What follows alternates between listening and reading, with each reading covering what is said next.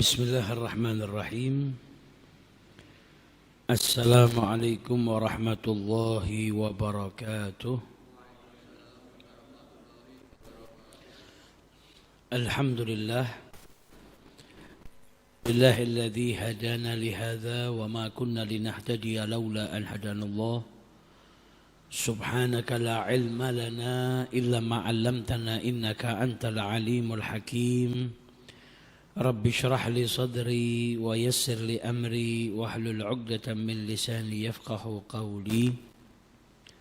Allahumma salli wa sallim ala sayyidina Muhammadin miftahi bab rahmatillah adada ma fi 'ilmillah salatan wa salaman daimaini bidawami mulkillah wa ala alihi wa sahbihi wa man walah amma ba'du. نويت تعلم وتعليم وتذكر وتذكير والنفع والانتفاع والإفادة والاستفادة والحث على تمسك بكتاب الله وسنة رسوله والدعاء إلى الهدى والدلالة على الخير ابتغاء وجه الله ومرضاته وقربه وثوابه سبحانه وتعالى. الحمد لله. Pagi hari ini kembali kita diperjumpakan oleh Allah Subhanahu wa Ta'ala dalam majlis yang senantiasa kita harapkan diberkahi, dirahmati dan diridhai oleh Allah Subhanahu wa Ta'ala. Amin ya rabbal alamin. Melanjutkan kajian kita dari kitab Dalilus Sa'ilin. Pada kesempatan kali ini kita akan mengkaji bab yang menjelaskan tentang as-shalah atau solat. Solat secara bahasa artinya adalah ad-du'a. Dan juga di dalam solat terdapat banyak sekali doa. Dan secara syariat sebagaimana kita ketahui, solat adalah aqwalun wa af'alun, ucapan kemudian perbuatan, muftatihatun bitakbir yang dibuka dengan takbiratul ihram, wa mukhtatimatun bitaslim dan ditutup dengan salam. Ada syaratnya, ada rukunnya, ada tata caranya yang harus diikuti sesuai dengan yang disyariatkan. Adapun sholat itu disebut dengan sholat atau diberi nama sholat li'annaha silatun bainal abdi wa rabbihi. Sholat itu disebut sholat karena sholat itu adalah silah, penghubung antara seorang hamba dengan Tuhannya. Dan di dalam sholat terdapat thana, puji-pujian kepada Allah Subhanahu wa Ta'ala, wa doa, dan juga terdapat doa. Dan sholat termasuk daripada rukun Islam.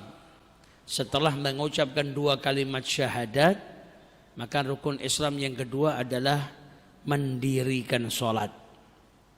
Dan sholat imma fardhan, wajib, sholat fardu seperti sholat 5 waktu, atau nawafil atau sholat-sholat sunnah seperti ar-rawatib, qobliyah, ba'diyah, dan sholat-sholat sunnah yang lainnya. Jadi sholat itu kalau enggak sholat fardu berarti sholat sunnah. Di dalam Al-Quran Allah Subhanahu wa Ta'ala berfirman, wa aqimus salata wa atuz zakata warka'u ma'ar raqi'in. Dan dirikanlah sholat dan tunaikanlah zakat dan berrukuklah bersama orang-orang yang rukuk. Wa aqimus salata, perintah untuk mendirikan salat dengan cara yang benar sebagaimana disyariatkan dan diajarkan oleh Rasulullah sallallahu alaihi wasallam. Kemudian diperintahkan oleh Allah juga untuk menunaikan zakat sesuai dengan yang disyariatkan. Warka'u ma'ar raqi'in wa takunu ma'ar raqi'ina min ummatihi sallallahu alaihi wasallam, dan jadilah dirimu itu orang-orang yang menunaikan sholat ruku' bersama siapa? Umatnya Nabi besar Muhammad sallallahu alaihi wasallam. Dalam ayat yang lain perintah salat, wa aqimus salata wa atuz zakata. Dirikanlah salat dengan cara yang benar, keluarkanlah zakat yaitu yang wajib. Wa ma tuqaddimu li anfusikum min khairin tajiduhu indallah. Ketahuilah bahwasanya apa yang kalian lakukan daripada kebaikan, maka kelak kalian akan mendapatkan pahalanya di akhirat, akan diberikan ganjaran oleh Allah Subhanahu wa taala. Innallaha bima ta'maluna basir. Allah itu Maha melihat apa yang kalian lakukan, dilihat oleh Allah Subhanahu wa taala. Dan kebaikan yang kita lakukan di dunia, kelak kita akan mendapatkan imbalannya di akhirat dari Allah Subhanahu wa taala. Jadi kita diperintahkan sholat sama Allah, bukan Allah yang butuh sama sholat kita, tapi kita yang butuh sama sholat. Dan Allah tidak mendapatkan keuntungan apapun dari ibadah kita atau kebaikan kita, sama sekali tidak. Tapi justru kita yang mendapatkan keuntungan. Setiap kali ada amal soleh yang kita lakukan, kembalinya manfaatnya kepada diri kita, yaitu kelak kita akan mendapatkan pahala yang berlimpah dari Allah Subhanahu wa ta'ala. Jadi akan diberikan imbalan atas setiap amal soleh yang kita lakukan di muka bumi ini. Kemudian ayat yang lain di dalam Al-Quran, Allah Subhanahu wa ta'ala berfirman, hafidhu ala salawati was salatil wusta wa qumu lillahi qanitin. Hafidhu, jagalah. Siapa yang diperintahkan? Ayyuhal muslimun, hai orang-orang yang beriman, orang-orang Islam, jagalah. Apa yang dijaga? Salat 5 waktu al-mafruḍah, salat yang wajib. Bil mudawamati ala adaiha, dengan senantiasa kau mendirikannya, menunaikannya. Fi awqatiha, di waktunya. Bisyurutiha, dengan syarat-syaratnya. Wa arkaniha, dengan rukun-rukunnya. Wa wajibatiha, dengan kewajiban-kewajibannya. Dan jagalah solat yang di tengah-tengah, yaitu solat al-asr. Wa qumu lillahi qanitin, dan kita diperintahkan untuk senantiasa taat kepada Allah dan khusyuk ketika beribadah kepada Allah Subhanahu wa ta'ala. Nah, ini sebagian daripada firman-firman Allah yang bersangkutan dengan solat, di mana kita umat Islam diperintahkan untuk menunaikan solat. Fa idza qadaytumus salata fadhkurullaha qiyaman wa qu'udan wa 'ala junubikum. Jikalau kalian selesai melaksanakan solat, apa yang diperintahkan oleh Allah, fadhkurullah, maka berzikirlah, mengingat Allah dengan tahlil, tasbih dan zikir-zikir yang lain. Qiyaman, dalam keadaan berdiri, wa qu'udan, dalam keadaan duduk, wa 'ala junubikum, dalam keadaan berbaring. Jadi orang berzikir itu dalam keadaan berdiri, dalam keadaan duduk, dalam keadaan berbaring, itu bagus. Di sini kita diperintahkan untuk berzikir di setiap keadaan. Mau kau berdiri, mau kau duduk, mau kau dalam keadaan berbaring, jangan sampai kau lalai kepada Allah. Tapi berzikirlah mengingat Allah Subhanahu wa ta'ala. Fa idzat ma'nantum, kalau sudah merasa aman, fa aqimus shalah, maka dirikanlah salat. Inna salata kanat alal mu'minina kitaban mawquta. Sesungguhnya salat itu, yaitu salat yang wajib, itu waktu-waktunya telah ditentukan oleh Allah Subhanahu wa ta'ala.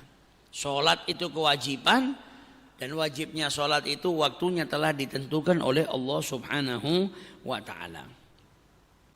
Dalam ayat yang lain Allah Subhanahu wa ta'ala berfirman, wa'mur ahlaka bis salati, perintahkanlah keluargamu untuk mendirikan salat. Wastabir 'alaiha, dan ketika dirimu melaksanakan salat, bersabarlah. Perintah keluarga juga butuh sabar.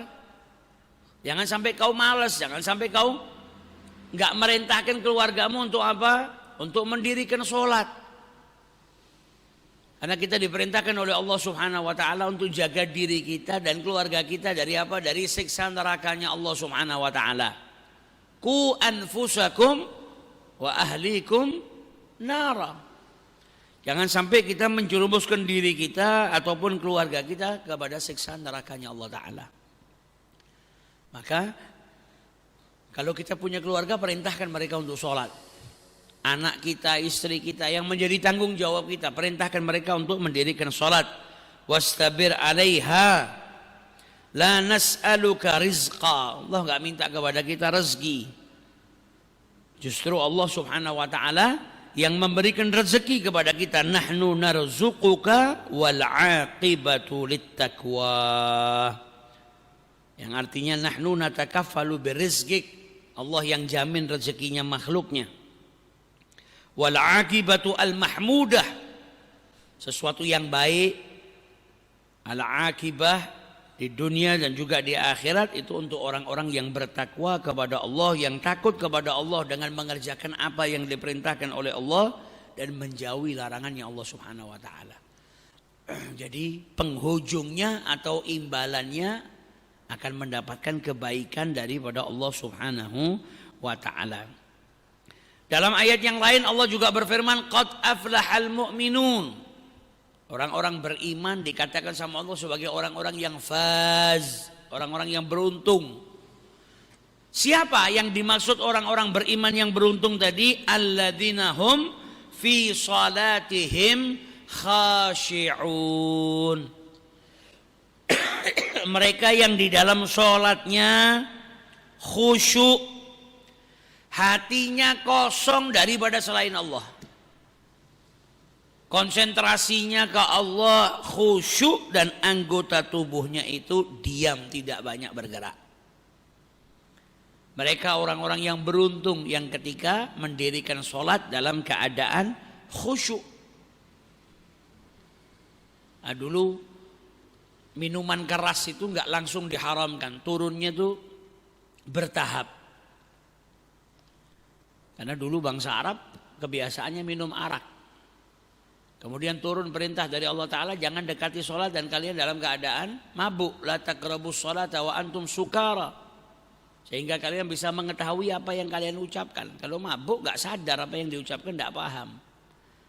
Nah, sebagian daripada ulama menjelaskan, di zaman kita sekarang banyak yang gak minum arak tapi sholatnya seperti pemabuk. Kok bisa? Karena tidak menyadari apa yang dia ucapkan saat sholat. Kelihatannya baca Fatihah, Alhamdulillahi Rabbil Alamin, Ar-Rahmanir Rahim, Maliki Yaumiddin, tapi pikirannya kemana-mana. Gak menyadari apa yang dia ucapkan. Kelihatannya sholat, tapi hatinya kepada selain Allah, pikirannya kepada selain Allah. Makanya terkadang di dalam sholat sampai kadang manusia itu lupa, aku harus mau baca Fatihah apa urung ya? Iki rakaat ketiga apa rakaat ke-1 ya? Nah, ini kan menunjukkan kalau kita ini seperti pemabuk, tidak sadarkan diri. Tengah-tengah sholat bingung ini sudah rakaat keberapa, kan artinya berarti dia tidak konsen di dalam sholatnya. Nah, padahal nggak minum arak, tapi justru malah seperti orang yang mabuk. Dalam ayat yang lain Allah Subhanahu wa taala berfirman, fawailul lil musallin. Ada orang yang sholat tapi dapat ancaman, celaka orang-orang yang sholat. Loh, sholat kok dibilang wail, kok dibilang celaka, kenapa? Sholat yang seperti apa? Alladzina hum an sholatihim sahun. Yaitu orang yang ngerjakan sholatnya dengan cara yang tidak benar, la yuqimunaha ala wajhiha, tidak sesuai dengan yang disyariatkan, wala yu'addunaha fi waqtiha, dan ngerjakannya enggak di waktunya. Sholat zuhur ngerjakannya di waktu asar, ditunda-tunda sampai keluar daripada waktunya. Nanti wayai sholat asar ngerjakannya waktu maghrib. Nanti ngerjakannya waktu perintahnya maghrib, tidak dikerjakan, ngerjakannya isya. Walaupun masih ngerjakan, itu tetap dapat ancaman dari Allah. Apalagi kalau sampai ninggal total tidak ngerjakan. Wa'iyadzubillah. Bahkan dalam sebuah riwayat disebutkan ada satu kisah seorang pemuda yang ketika nguburkan saudaranya itu, dompetnya jatuh ke makam. Ketika dia balik, dia kelingan, loh dompetku Tadi masuk ke dalam makam, dia balik ke makam, digali sedikit mau ngambil dompetnya yang jatuh. Tapi dia mendengarkan suara yang menyeramkan. Dia kembali ke orang tuanya tanya, kenapa saudaranya ini kok sampai teriak-teriak seperti orang yang disiksa. Diperdengarkan oleh Allah sebagai ibrah, pelajaran. Kata ibunya apa? Saudaramu itu suka nunda sholat sampai keluar daripada waktunya. Nunda sholat sampai keluar daripada waktunya. Sholat zuhur ngerjakannya asar, tunda-tunda sampai keluar dari waktu zuhur, masuk waktu asar baru ngerjakan. Nah itu disiksa. Lah bagaimana yang ninggalkan sholat? Orang kalau sudah ninggalkan sholat kacau semuanya. Karena sholat itu tiangnya agama. Bangunan ini kalau tiangnya roboh, bangunannya roboh. Nah kita kalau sudah punya bangunan, tiang-tiangnya roboh, bangunannya roboh sudah. Akhirnya apa? Perbuatan maksiat dilakukan, tidak ada rasa takut, tidak ada rasa nyesel. Gak kelingan mati, gak kelingan hisab, gak kelingan neraka, gak kelingan siksanya Allah Ta'ala. Gak takut itu sama itu semua. Karena apa? Tadi tiangnya sudah roboh, pondasinya sudah roboh. Jadi orang yang meninggalkan sholat itu pada hakikatnya dia sedang menghancurkan kehidupannya. Hidupnya tidak berkah, rezekinya tidak berkah. Apalagi akhiratnya. Wa'iyadzubillah. Maka jangan sampai kita meremehkan sholat. Karena itu adalah hal yang pertama yang kelak akan ditanyakan kepada kita. Bagaimana sholat kita. Dan jangan biarkan keluarga kita hancur karena meninggalkan sholat. Kalau ngelihat istri meninggalkan sholat, perintahkan untuk sholat. Ngelihat anak malas, perintahkan untuk melaksanakan sholat. Kalau kita rela ngelihat anak kita meninggalkan sholat, istri kita meninggalkan sholat, berarti pada hakikatnya kita rela melihat mereka kelak disiksa oleh Allah Ta'ala. Wa'mur ahlaka bis shalah. Perintahkan keluargamu untuk mendirikan sholat. Jangan sampai tunda sholat, apalagi sampai keluar daripada waktunya. Biar nggak malas kalau datang waktu sholat, kerjakan tepat waktu. Karena kalau sudah mulai nunda, setannya mulai goceinya lebih abot. Jangan sampai nunda sholat karena perkara-perkara yang nggak penting. Jangan sampai nggak mau memenuhi panggilannya Allah Ta'ala. Kita kalau dipanggil sama orang aja datang, masa dipanggil sama Allah Subhanahu Wa Ta'ala nggak datang. Ketika datang waktu sholat itu tandanya Allah sedang mau kita terhubung dengan Allah Subhanahu Wa Ta'ala. Kalau ibarat telepon itu, kalau ada yang nelpon kita kan berarti mau bicara sama kita, mau terhubung dengan kita. Kita ngangkat telepon. Nah, kalau azan dikumandangkan berarti itu waktunya Allah mau berbicara dengan dirimu. Allah mau terhubung, engkau terhubung dengan Allah. Allah mau berbicara dengan dirimu. Karena apa? Ketika kita sholat kan kita baca firman-Nya Allah. Secara makna Allah sedang berbicara dengan kita.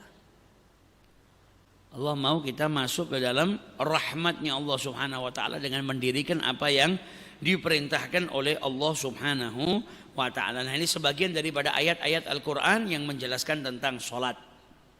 Di dalam Sahih Bukhari diriwayatkan oleh Abdullah bin Umar, Nabi SAW bersabda, Buniyal Islamu ala khamsin. Islam itu dibangun di atas 5 perkara. Yang pertama apa? Syahadati an la ilaha illallah wa anna Muhammadan Rasulullah. 2 kalimat syahadat. 2 kalimat syahadat bersaksi tiada Tuhan selain Allah dan Nabi Muhammad adalah utusan Allah. Kemudian yang kedua wa iqamis shalah, mendirikan salat, wa itaiz zakah, menunaikan zakat. Kemudian wal hajj, menunaikan ibadah haji, wa saumi Ramadan, dan juga berpuasa di bulan suci Ramadan. Jadi ini rukunnya Islam. Dan sholat itu tiangnya. Sholat itu kalau diibaratkan tubuh manusia, sholat itu kepalanya. Sebagaimana manusia itu tidak bisa hidup tanpa kepala, begitu juga seseorang yang beragama kalau sholatnya hilang, roboh bangunannya. Manusia kalau lahir gak punya tangan bisa hidup. Dan kita banyak ngelihat ada orang yang terlahir punya kekurangan, gak ada tangannya. Manusia bisa hidup tanpa kaki. Bahkan mungkin kita pernah ngelihat orang yang lahir tanpa kedua tangan, tanpa kedua kaki. Bisa hidup, bisa nikah, bisa jalanin kehidupan dengan kekurangannya. Manusia lahir tanpa mata, banyak. Dan itu masih bisa hidup. Tapi manusia tanpa kepala nggak bisa hidup. Dan kita nggak pernah ngelihat ada manusia tanpa kepala bisa hidup. Ngelihatnya cuma di film.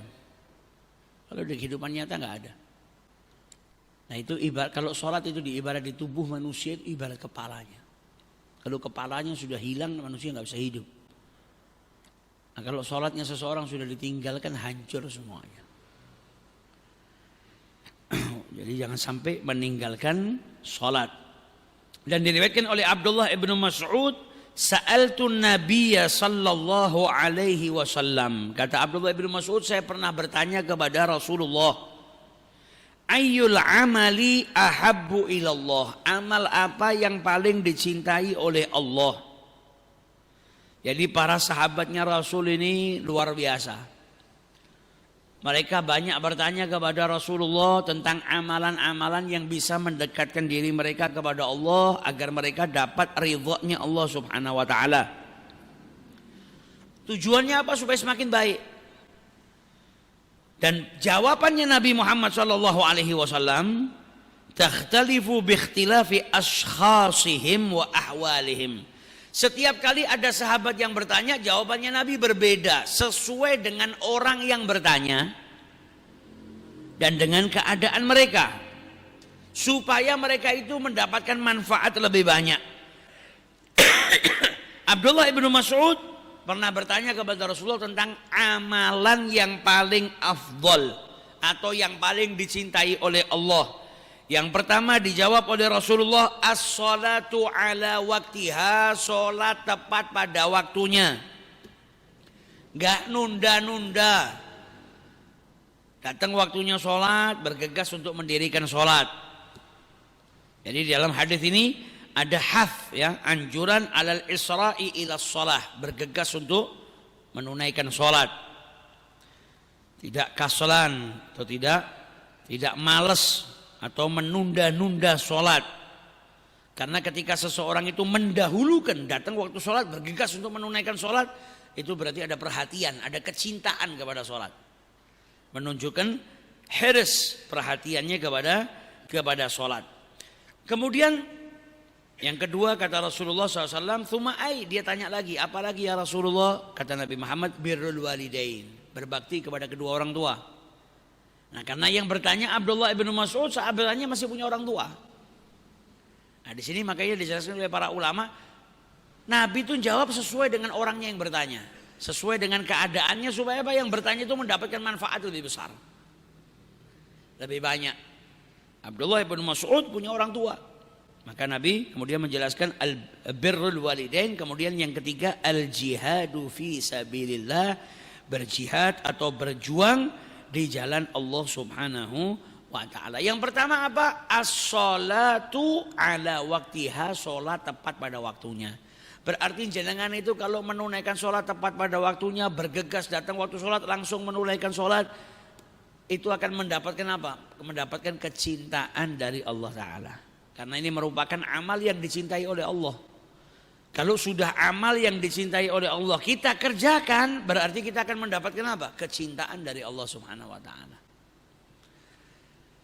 Nasihatnya Syekh Muhammad Mutawalli Sya'rawi bagi orang yang kalau datang waktu sholat, engkau sih aku sih ono urusan, masih ada pekerjaan yang belum beres misalnya.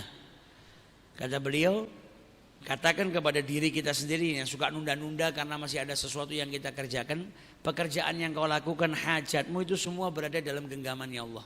Yang bisa bikin mulus, yang bisa bikin syarat itu Allah. Dan yang mempermudah urusanmu saat ini memanggil dirimu agar kau terkoneksi kepadanya, agar kau mendirikan sholat. Maka jangan tunda.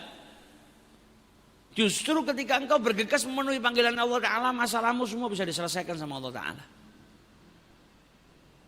Masalahnya manusia itu besarnya seberapa sih? Masalah alam semesta ini bisa diselesaikan dengan sholat kok.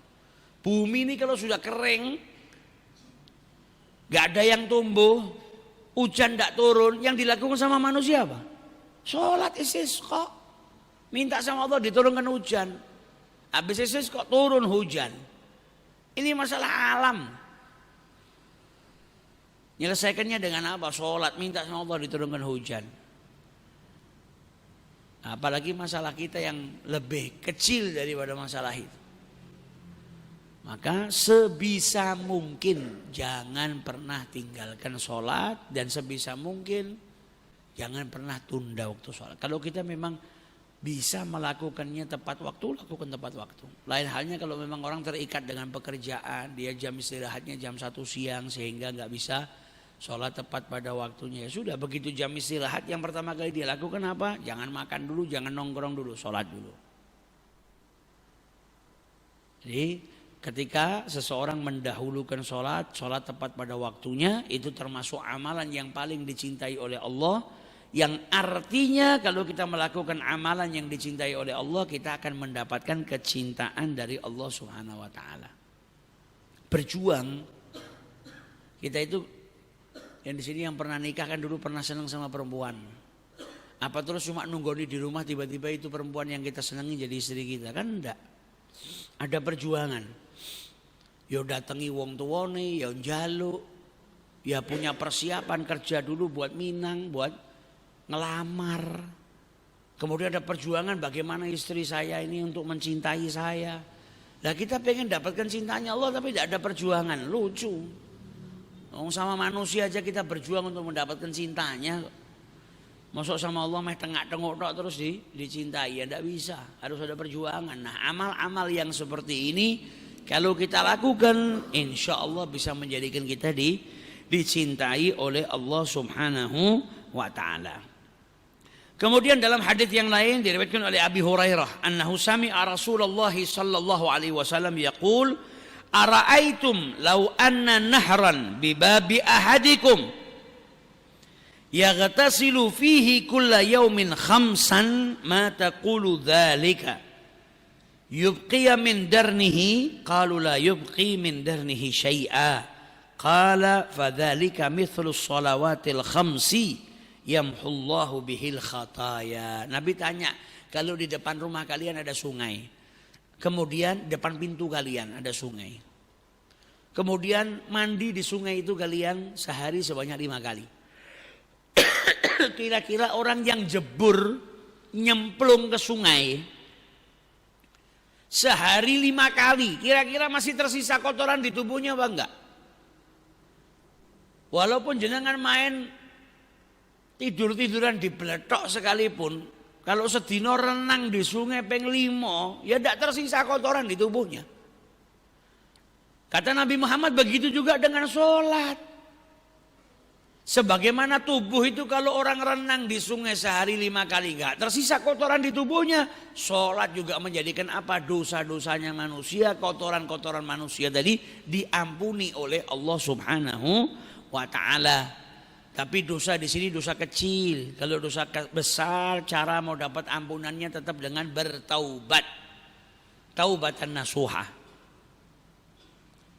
Makanya dalam hadis disebutkan oleh Rasulullah SAW, as-salawatul khams, salat 5 waktu, wal jum'atu ilal jum'ah, dan dari satu Jumat ke Jumat berikutnya, wa ramadhanu ila ramadhan, dan dari satu Ramadan ke Ramadan berikutnya, mukaffaratun ma bainahunna idza jatunibal kabair, menjadi pelebur dosa selagi dia menjauhi dosa-dosa besar.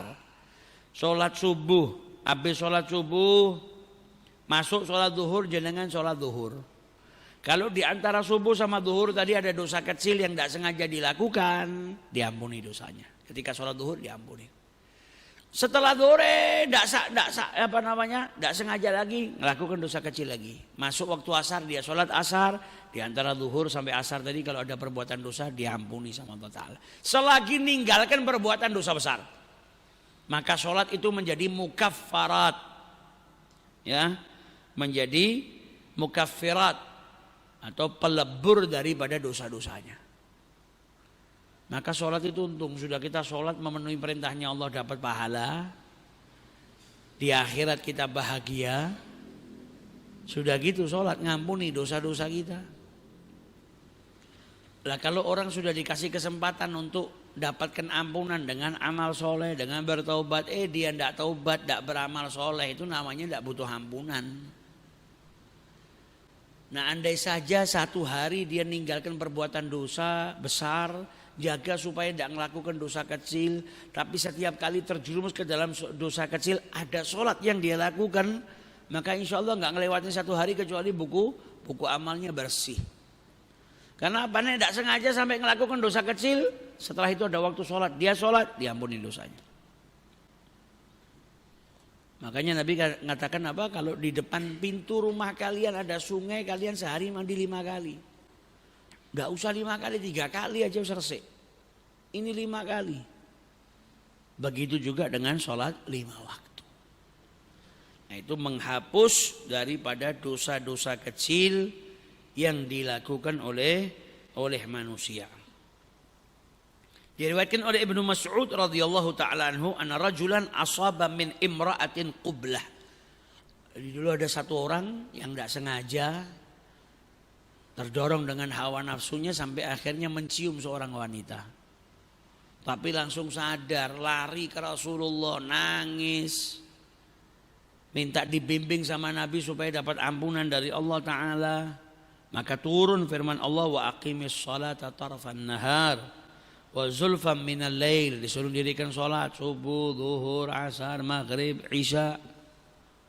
Salat 5 waktu itu bisa menjadikan dosa-dosa itu diampunin. Innal hasanat yudhibnas sayyiat. Kebaikan itu menghilangkan keburukan. Dzalika dzikra lidzakirin. Nah, seorang sahabat ini sampai tanya sama Nabi, apa itu buat saya ya Rasulullah? Enggak, buat semua umatku.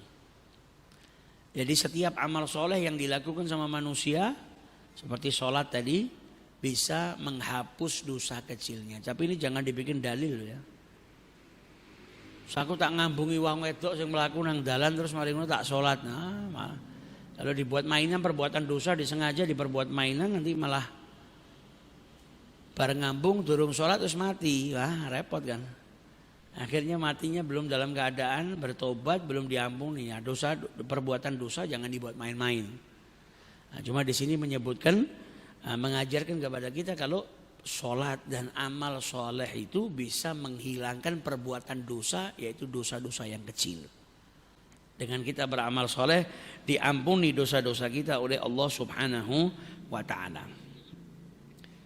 Kemudian di dalam Sahih Al-Bukhari diriwayatkan dari Rasul sallallahu alaihi wasallam, yata'aqabuna fikum malaikatun bil-lail wa malaikatun bin-nahar. Jadi malaikat itu turun ke bumi secara bergantian shift.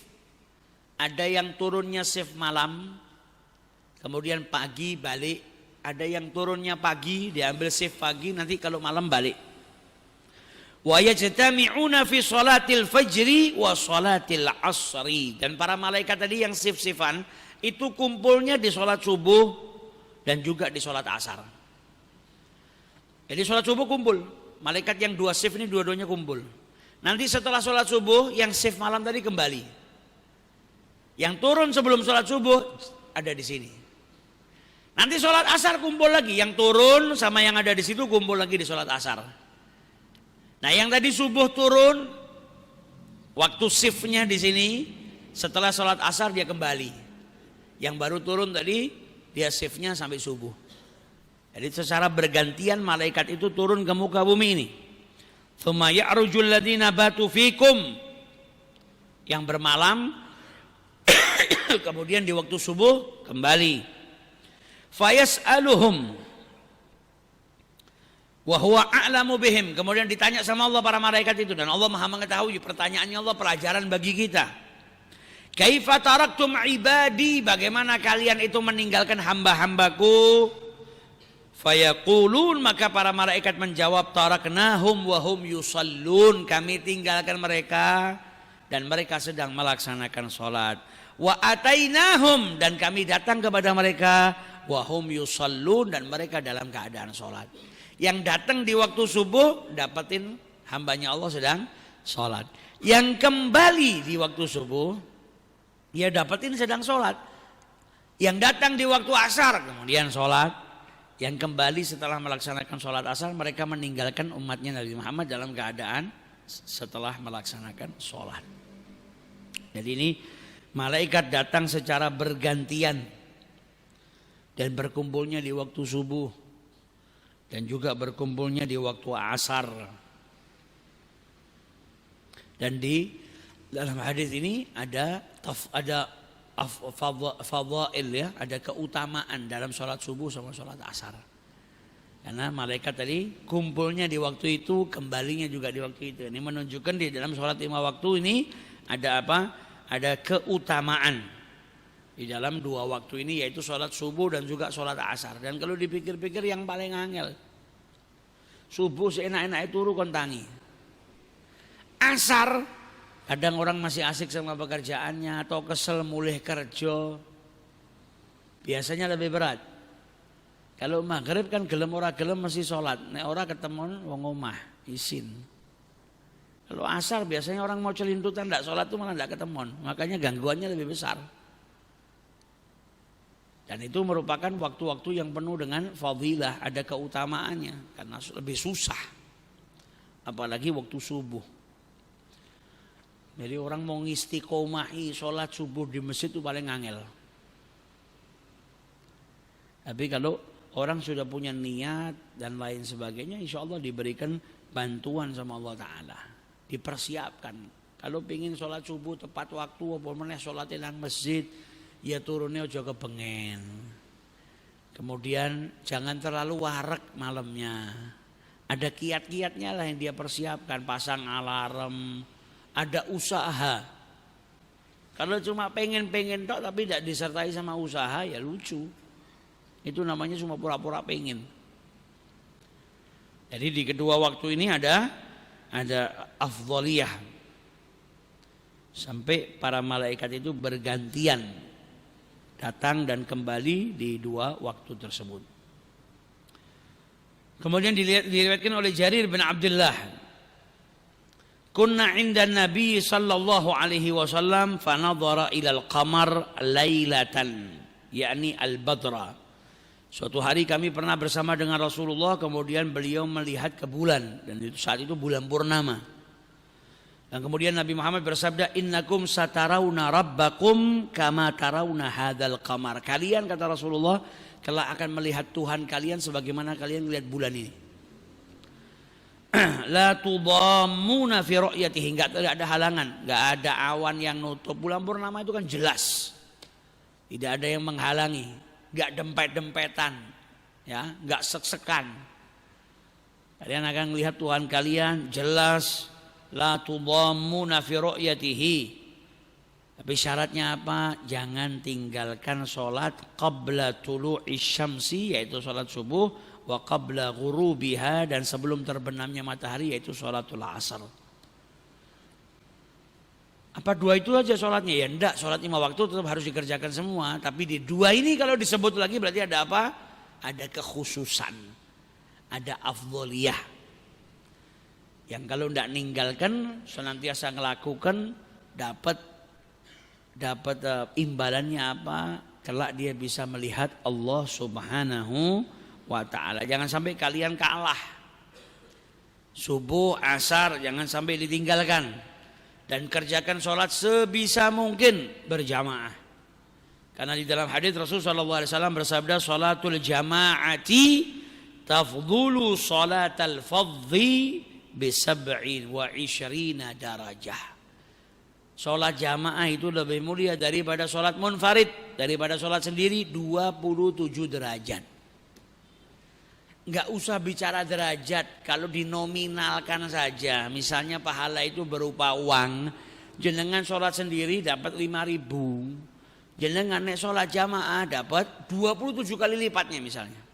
Atau sholat sendiri 500.000, 500 kali 27 berapa? Sangel ngitungnya, anggap 50 juta. Masa jenengan mau milih yang 500.000, kon milih 500 atau 50 juta, milih 50 juta lah. Nah ini imbalannya lebih daripada itu. Sholatul jamaah. Dan Nabi Muhammad walau sakit sholatnya jamaah.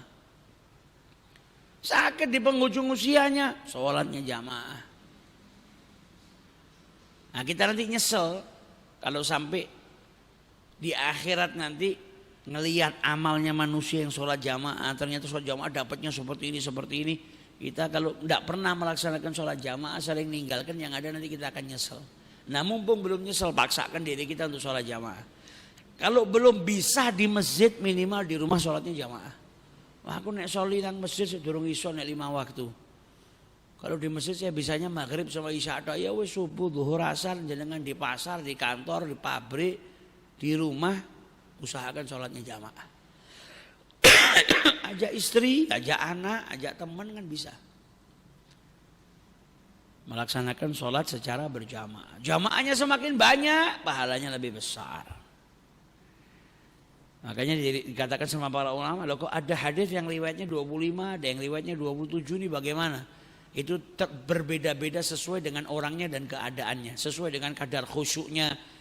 Terkadang berbeda juga karena tempatnya. Jangan sholat di sini sama sholat di Masjidil Haram dapatnya ya beda pahalanya. Sama di Masjid Nabawi ya beda dapatnya.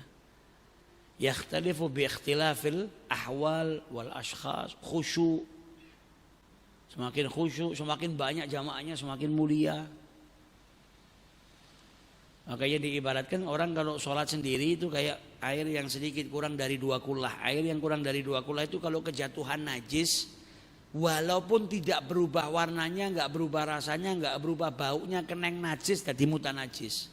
Jadi najis airnya sudah nggak bisa dipakai buat bersuci.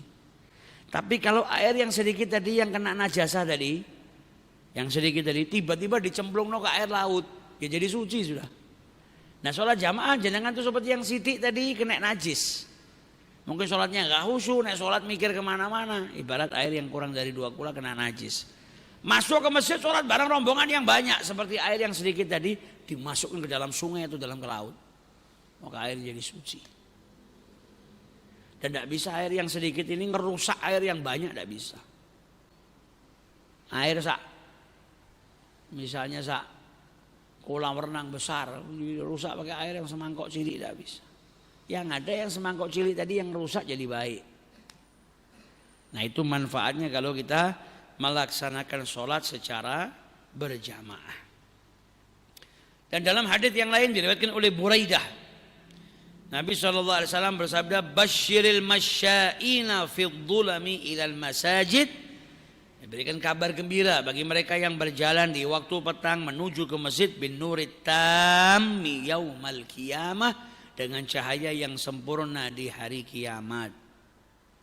Yang berjalan di waktu petang, baik itu di akhir malam atau di waktu mau malam, ya. Seperti seseorang yang berjalan menuju masjid di awal malam, seperti di waktu isya dia jalan petang ke masjid. Kemudian di waktu subuh juga dia jalan kaki di waktu petang, rela jalan. Orang-orang yang seperti itu berjalan di waktu petang, di waktu malam, di waktu gelap menuju ke masjid akan mendapatkan cahaya yang terang, yang sempurna kelak di hari kiamat. Ada jaza, ada imbalan daripada Allah Subhanahu wa ta'ala. Dikatakan oleh Ibnu Mas'ud, "Man lam ta'murhu salatuhu bil ma'ruf wa lam tanhahu 'anil munkar." Seseorang yang sholat tapi sholatnya itu enggak jadikan dia itu melakukan perbuatan yang baik dan tidak mencegah dirinya daripada perbuatan yang munkar, lam yazdad bi sholatihi minallahi illa bu'da. Maka enggak bertambah pada dirinya kecuali apa? Semakin jauh dari Allah Ta'ala. Harusnya sholat itu jadikan orang apa? Semakin taat sama Allah.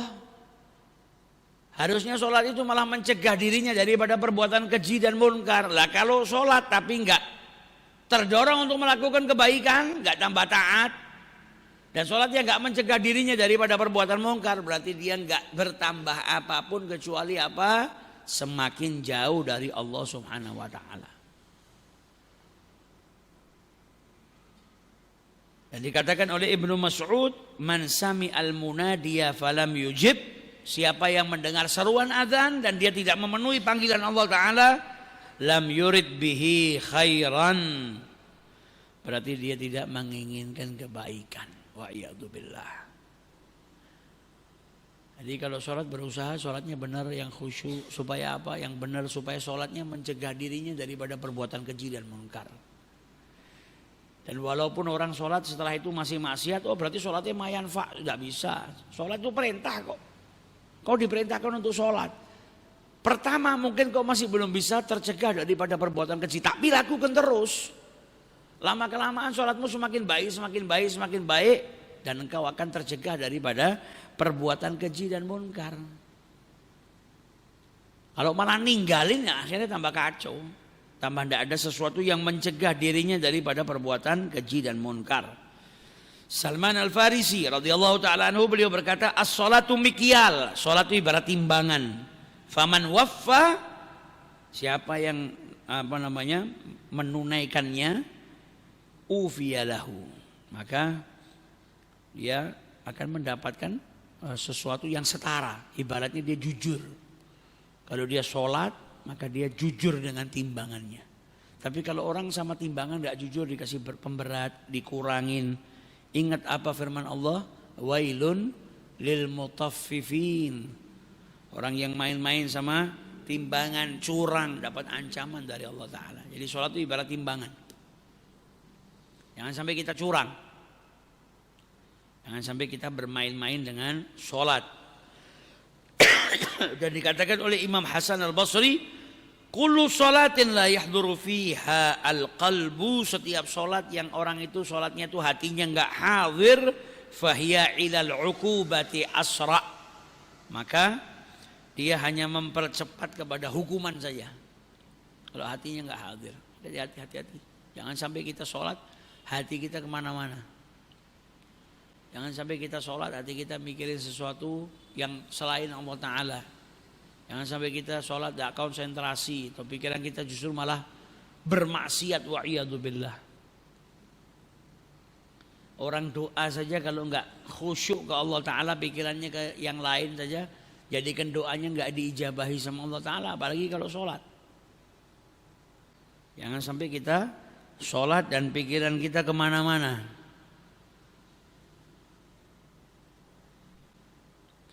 Kemudian diriwayatkan di sini dulu ada pemuda dari Ansar. Kana yusalli ma'a Rasulillah, dia sholat sama Nabi Muhammad. Sholatnya 5 waktu sama Nabi. Tapi enggak ada satu perbuatan maksiat kecuali dilakukan sama dia. Ya mendeman, ya keplean, semua perbuatan maksiat dilakukan. Kemudian ada yang menceritakan Nabi, ya Rasulullah, fulan nih sholat sama jenengan tapi dia masih suka maksiat, begini. Kata Nabi Muhammad, inna salatahu satanha, sholatnya nanti akan mencegah dirinya daripada perbuatan maksiat itu. Dia sholat. Pertama masih terus, habis sholat ya maksiat. Lama kelamaan apa? Akhirnya dia bertobat daripada perbuatan maksiatnya. Akhirnya sholatnya mencegah dirinya daripada perbuatan keji dan munkar. Jadi jangan ngira kowe ngopo sholat atau saya ngombenan sholat, hati-hati yang ngomong kayak gitu. Nanti kalau nyeklek hati ini orang itu malah ninggalkan sholat, kita yang tanggung jawab. Biarkan. Hidayah di tangan Allah, kita nggak pernah tahu. Nasihatin dia kalau perbuatan ini haram, nggak baik. Tapi jangan sampai katakan buat apa dirimu sholat. Nah, ini lihat pemuda dari Ansar tadi, setiap kali dia sholat dia mesti berbuat maksiat. Tapi Nabi bilang apa? Inna salatahu, sholatnya nanti akan mencegah dirinya daripada perbuatan mungkar. Akhirnya dengan sholatnya yang dia lakukan menjadikan dirinya akhirnya bertaubat dan menjauhi perbuatan yang diharamkan oleh Allah Subhanahu wa Ta'ala. Jadi anak-anak kita mulai dari kecil kalau perlu kasih hadiah. Kebiasaannya orang-orang soleh zaman dahulu, kalau punya anaknya sholat dikasih hadiah. Ayo sholat, nanti kalau sholat kasih permen, sholat tak belikan ini. Mancing anaknya supaya ngerjakan sholat, supaya tidak meninggalkan sholat. Dan kalau sholat berusaha untuk khusyuk. Dulu ada orang pedagang, kehilangan barang dagangannya, kantong dagangannya ditaruh di mana lupa dia, bingung, dipikir-pikir tidak dapat. Sampai akhirnya sholat, ketika datang waktu sholat dia sholat Allahu Akbar, baru Allahu Akbar sudah kehilangan. Oh mau plastikku tak kayak gini. Selesai sholat, assalamualaikum, manggil pembantunya gini. Tadi saya ingat plastiknya tak taruh sebelah sana, ambil. Pembantunya tanya, lo kapan elengmu? Jenengan tadi nyari muter-muter nggak kehilangan. Tiba-tiba sekarang selesai sholat langsung. Ketika saya sholat tadi langsung kehilangan. Loh, jenengan tuh sholat tuh ngadap Allah Ta'ala apa golei barang. Justru dia malah ditegur sama pembantunya. Makanya kita kadang nek kehilangan sesuatu, pergi ke tempatnya kiai, pergi ke tempatnya orang soleh, minta amalan supaya yang hilang nih kita naruh di mana biar ketemu. Mesti kan kita dianjurkan dia sudah sholat atau baca ini sekian kali. Itu sebetulnya sindiran buat kita. Kalau orang soleh kehilangan sesuatu, kemudian dia sholat, lali sama kehilangannya, asik sama sholatnya. Jadi sedihnya kehilangan barang itu jadi sirna. Karena apa? Dapat hadiah yang lebih besar, sholat sama zikir. Nek kita, setan tidak mau kita jadi wali. Begitu sholat, timbang ora ketemu barangnya jadi wali, mending tak temok ke barangnya. Jadi malah kita dibisiki barangmu nang kene. Akhirnya apa? Cepet-cepet sholatnya. Assalamualaikum, pergi langsung ngambil barangnya. Selesai sudah. Seperti dulu ada orang yang kehilangan barang, datang ini Imam Abu Hanifah. Ya Syekh, saya mau tanya apa? Barang saya hilang. Nyarinya di mana? Kata Imam Abu Hanifah, pertanyaanmu ini bukan fikih. Kalau fikih tak jawab insya Allah. Lah barang hilang kok tanya sama saya. Lah gimana caranya? Tapi ini nunjukkan zaman dulu tuh ulama itu didatengin dan pertanyaannya orang masih macam-macam. Hatta kehilangan barang datangnya ke ulama. Enggak ke dukun.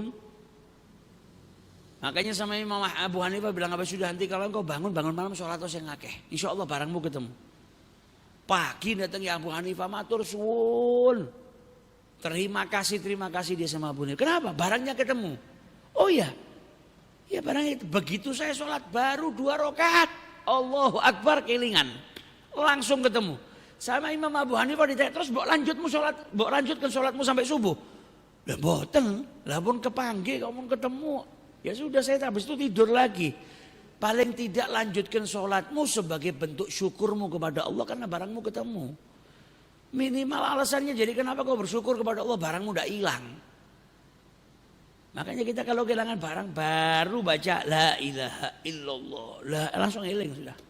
Setan tidak mau kita sampai 10.000 gitu la ilaha illallahnya enggak. Dibisiki barangmu nang kene. Tetap la ilaha cepet malah hilang tenan loh malahan. Tambah dibisiki sama setan. Nah kalau orang-orang soleh mereka kehilangan sesuatu namanya manusia pasti ada sedihnya, ada gelonya. Tapi begitu mereka masuk ke sholat, mereka masuk ke zikir, lupa itu tadi yang hilang karena dapatkan sesuatu yang lebih nikmat. Beda sama kita yang masih lemah. Beda juga dengan orang-orang yang khusyuk. Dulu ada salah seorang kekasih Allah namanya Ya'qub Al-Qari. Ya'qub Al-Qari dulu sedang sholat sunnah. Ketika sholat datang maling masuk ke masjid. Bingung mau maling apa. Serbannya Ya'qub Al-Qari ini bagus. Diambil. Masih sholat gak kerosok. Pulang dia ke komplotannya. Ditelok bawa syal, bawa serban. Komplotannya tahu. Loh itu serbannya Ya'qub Al-Qari. Ini orang soleh. Awakmu meh kualat. Golek kualat apa? Balikkan sana. Kalau ngambil punya orang sholat didoakan kita kualat. Takut. Akhirnya yang maling tadi balik ke tempatnya Ya'qub Al-Qari masih sholat beliau. Dibalik sambil dibisiki minta maaf karena takut dia. Saya minta maaf. Selesai sholat orang cerita tadi kau serban kau diambil, dibalik dibisiki orangnya minta maaf. Dia bilang saya nggak dengar, nggak kerasa apa-apa. Karena apa? Hanyut di dalam sholatnya. Karena khusyuk. Bisa orang seperti itu bisa. Kita kadang kalau lagi lihat handphone asik-asik diajak omong sama orang, kopiah kita mungkin diambil, lalu perlu mungkin apa makanan kita dimakan sama orang kadang tidak kerasa kok. Asik ngeliatin handphone. Nah kita bisa khusyuk sama handphone. Orang dulu khusyuknya sama sholat, khusyuknya sama ngaji Quran, sehingga apa yang terjadi di sekelilingnya tidak terasa. Nah, kalau kita sudah bisa mengalihkan khusyuknya kita biasa di handphone itu kita alihkan ke baca Quran, bisa konsentrasi seperti itu, khusyuknya ke sholat, ya insya Allah kita bisa seperti mereka. Apa yang terjadi di sekitar nggak terasa, nggak tahu, karena hanyut di dalam kelezatan, hanyut di dalam kenikmatan ketika bertagarub beribadah kepada Allah Subhanahu wa Ta'ala. Semoga Allah Subhanahu wa Ta'ala menjadikan kita min ahli shalah, Dijaga kita jangan sampai meninggalkan sholat, diri kita, keluarga kita, anak-anak kita semoga dijauhkan daripada meninggalkan sholat. Dan semoga senantiasa kita dijaga oleh Allah untuk mendirikan sholat dalam keadaan khusyuk, dalam keadaan hati yang hadir dan bisa merasakan kenikmatan sholat. Amin ya rabbal alamin. Wallahu a'lam.